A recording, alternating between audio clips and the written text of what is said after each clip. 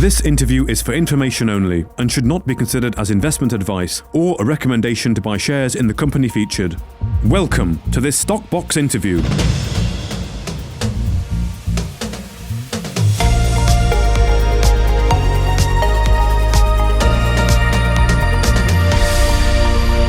Well, joining us today is Angus Forresty, Chairman of Acuity Risk Management. Thank you very much for joining us again today, Angus. How are you doing?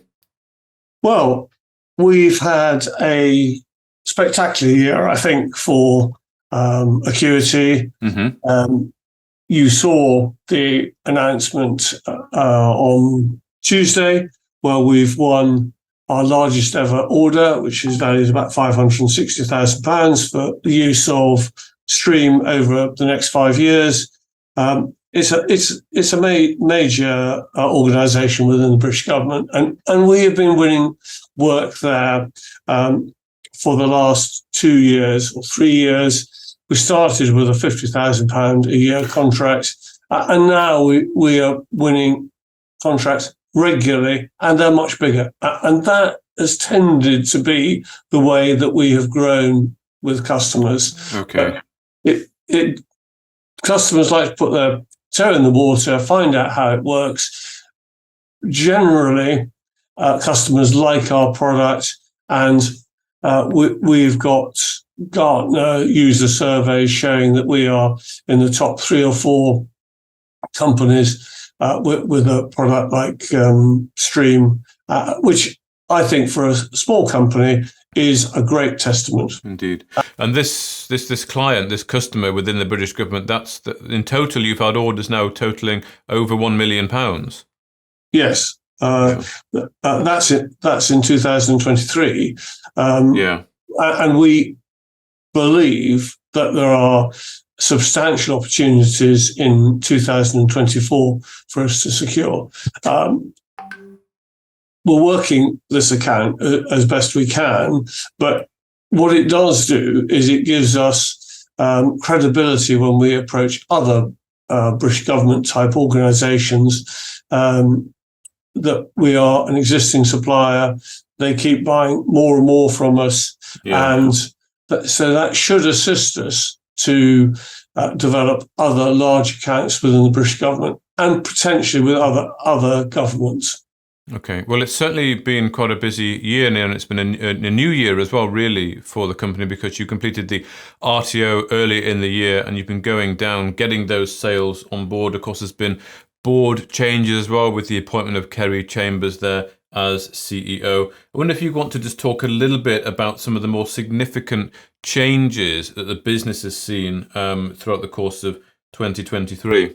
Well, the first one was the RTO and admission of the shares. The reason we did it was because we believe that Acuity's got fantastic growth prospects. It's operating in a large market valued at about $20 billion per annum, which is growing fast at roughly 20% per annum. And that's driven by legislation, regulation, and best practice. So all the drivers for the market and the opportunity are there. And by doing an RTO, it makes the profile of Acuity that much higher, and people can therefore notice Acuity, and it is much more like them. If you are a large public company or you're a large government organisation, who do you want to do business with? Somebody who is somewhat similar to you, even though they're obviously going to be different. Nobody got fired for buying IBM, quote unquote, and you want to, I believe, have some similarity with your customers. So that was the first real achievement in April. We did spend an awful lot of time and effort and money getting to that stage. And we were one of the few RTOs to take place in the first half of 2023. But we got there, and following that, the business has begun to perform and to win new contracts, which we've announced. The bigger ones, there are a lot of smaller ones, of course, but we made people aware of the bigger ones.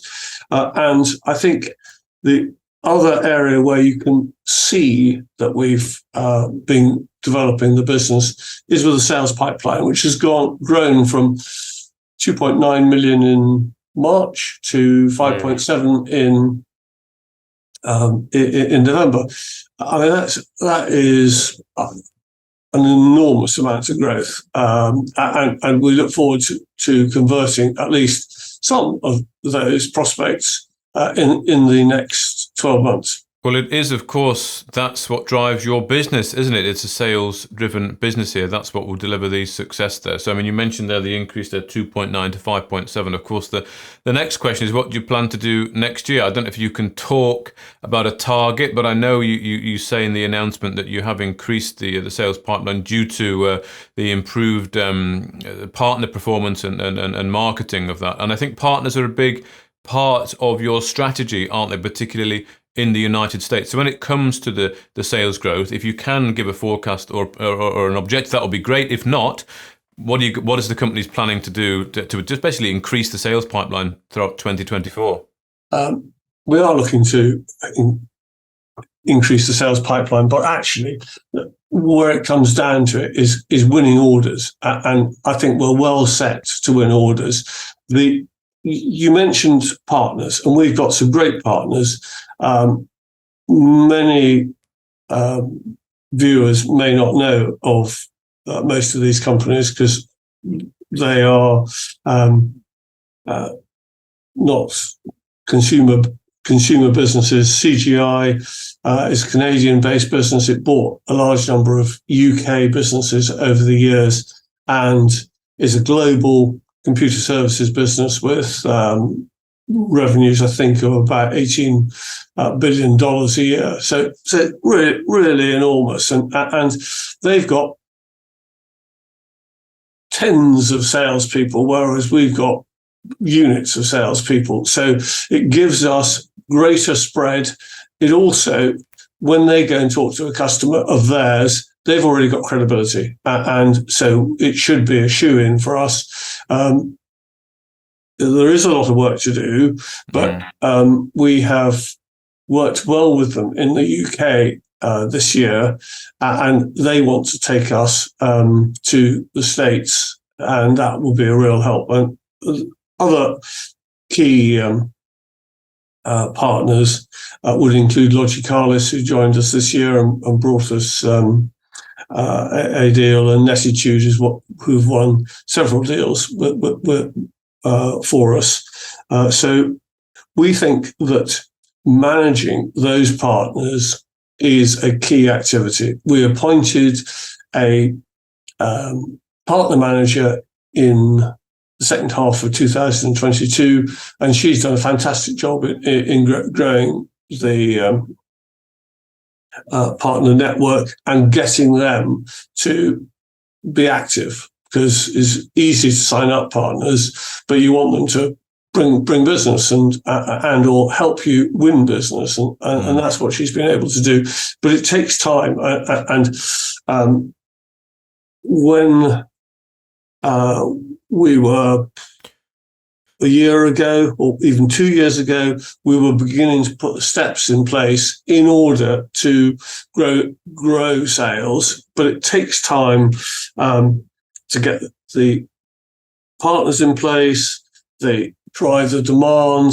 And in our case, when we make a sale, particularly the larger sale, it takes time to go from initial contact through to negotiating with the client, where we have to show them the product, we have to get their buy-in. They then probably have to go to other departments to get the necessary unanimity, and then you've got to find some budget. So all of that takes time, and it's quite frustrating because we think we're doing really well, but we could be doing much better if we didn't have this time lag. I mean, some sales take 12 months to get over the line, or more, actually. Yeah, well, it can take a long time, but that's the nature of dealing with some of these big corporates. And once you are actually in with them, then generally you're in with them for a little while. So that's obviously a good thing. Now, I can't remember. Have you already had your first win in the United States, or not quite yet? We have about 10 customers in the States. We've got a bank, a credit union. Okay, so you have made headway into the States then quite significantly. Yes. The biggest part of the GRC, governance risk compliance market, is the state. It represents about 45% of the world market. And we haven't scratched the surface yet.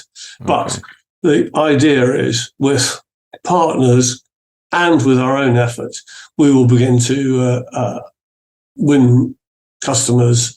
And I'm going to say that I look forward to announcing a few orders in the near future. Near future being first half of 2024. Okay, we can certainly watch out for them. I mean, what would you hope in a year's time is a long time away. You mentioned in the recent news, moving towards cash generative trading with profitable trading expected in the near future. That 5.7 million there of revenue. Do you want to double it, triple it, quadruple it? I think that if we do budget in 2024, we will be cash generative, definitely, and we should be profitable. The way the accounting treatment of SaaS businesses works is you invoice typically annually in advance, but you can only take revenues 1 month at a time. So you divide the revenue for that year by 12, take 1 month at a time. So it makes it cash better, but revenues worse, as it were. It makes it more difficult. But I would be hopeful, and our plan would be to be profitable month on month by the end of next year. Okay. And set for further rapid growth in 2025. Okay, great. Because one of the other great features of SaaS businesses is you win clients for a 3-year term, typically, and that's where we behave. We invoice annually in advance. And so once you've gone some way through year 1, you've already got whatever it is clients, and the same year 2. So you're adding, and particularly if renewal rates are good, and we've had renewal rates over 90% for the last 2 or 3 years, and we intend to keep that. So growth should not be difficult. And the other great thing about SaaS businesses is they're valued on a combination of revenues, of growth rate, and to a lesser extent profitability, because profit comes later. So you've got good or forward look, because you can see what's in the pipeline. Pipeline being what you've already got orders for. You've got a growing business, and we haven't completed the year, but it would be very interesting to see what our order level intake is this year compared with last year. But I am going to say that I am very positive about how that's gone. So I would envisage that we'll perform well compared with previous years. Okay.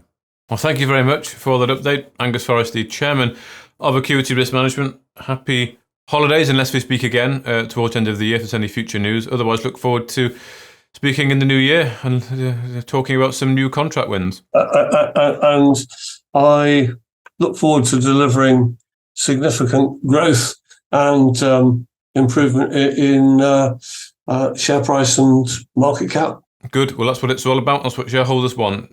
to work to improve the growth. Well, thank A you. lot of work to do, but I think it's the opportunities there, and we'll make every effort to make sure we achieve it. Perfect. Okay, thank you, Angus. Thank you. If you enjoyed this interview, then give us a thumbs up, a like or a retweet. Subscribe to us on YouTube or follow us on Twitter and hit that notification bell to be the first to know when we release new content. There's loads of great content on our website too, across all our programs at stockboxmedia.com. Thank you for watching.